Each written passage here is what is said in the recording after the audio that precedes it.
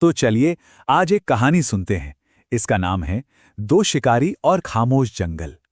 सुनने में तो ये एक साधारण सी कहानी लगती है, पर इसका जो मतलब है ना, वो बहुत गहरा है। तो तैयार हो जाइए इस रहस्यमयी सफर के लिए। जरा सोचिए, एक ऐसे जंगल के बारे में जहां चिड़ियों की चहक नहीं, जानवरों की कोई आवाज नहीं, बस एक गहरा चुभने वाला सन्नाटा।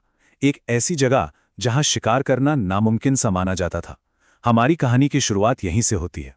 तो इसी मुश्किल और खामोश जंगल में दो शिकारी हिम्मत करके घुस जाते हैं। दोनों का मकसद तो एक ही था, आसान सा, शिकार करना। लेकिन उन्हें यह बिल्कुल अंदाजा नहीं था कि उनका अनुभव एक दूसरे से कितना कितना अलग होने वाला था। तो चलिए सबसे पहले मिलते हैं पहले शिकारी से। वो गया तो था पूरे जोश के साथ, पर बस एक हफ्ते में ही उसकी सारी उम्मीदें टूट गईं। पर हुआ क्या आखिर उसके साथ? तो जब वो एक हफ्ता बिताकर लौटा तो एकदम खाली हाथ और बेहद चिढ़ा हुआ था। उसकी शिकायतें क्या थीं? अरे, एक जानवर तक नहीं दिखा। चारों तरफ बस सन्नाटा ही सन्नाटा था। हर जगह ये कांटे वाली झाड़ियां रास्ता ही रोके खड़ी थी। मतलब उसके लिए तो ये पूरी तरह से वक्त की बर्बादी थी। और उसने आकर अपना फैसला सुना दिया।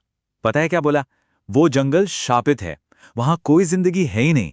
बस उसके लिए वो जंगल एक बेकार, निराश करने वाली जगह से ज्यादा कुछ नहीं था। तो अब कहानी में आता है दूसरा शिकारी। वो भी उसी जंगल में जाता है। हालात बिल्कुल वही, वही खामोशी, वही झाड़ियां, सब कुछ सेम टू सेम।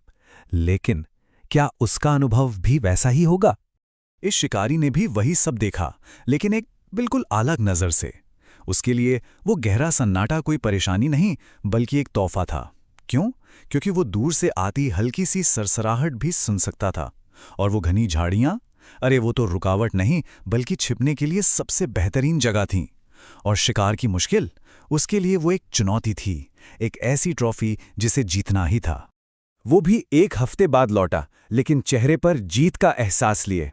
उसने आकर कहा, वो जंगल तो कमाल का है, वहां किया गया हर शिकार एक ट्रॉफी जैसा है।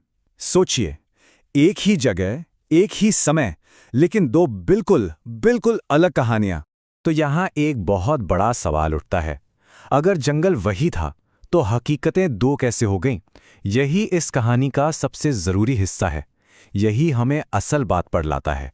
एक बात साफ है, जंगल नहीं बदला था, झाड़ियां वहीं थीं, सन्नाटा वैसा का वैसा था।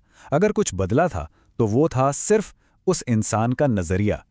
और ये फर्क कितना साफ है, जहां एक के लिए सन्नाटे का मतलब था कोई जीवन नहीं, वहीं दूसरे के लिए वो दूर की आवाज सुनने का एक जरिया बन गया।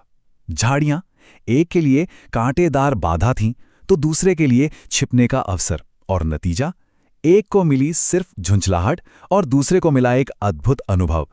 तो इस कहानी से हमें सीख क्या मिलती है? ये हमें जिंदगी के एक बहुत ही शक्तिशाली सिद्धांत के बारे में बताती है, जिसे कहते हैं नजरिए की ताकत। इसका मतलब पता है क्या है? बहुत आसान। हमारी जो हकीकत है ना, वो बाहर की दुनिया से नहीं, बल्कि हमारे अंदर के देखने के ढंग से बनती है।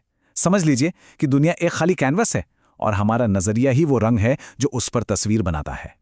और आखिर में ये कहानी हमें इस एक सोच के साथ छोड़ जाती है, जो चीज एक इंसान के लिए बाधा यानी रुकावट है, वही चीज दूसरे के लिए अवसर यानी मौका बन सकती है। जिंदगी में हालात अक्सर हमारे बस में नहीं होते, है ना? लेकिन उन्हें देखने का नजरिया वो हमेशा हमेशा हमारे हाथ में होता है। तो सवाल बस इतना सा है कि हम अपनी जिंदगी के खामोश जंगलों को कैसे देखते हैं, एक शाप की तरह या एक अवसर की तरह?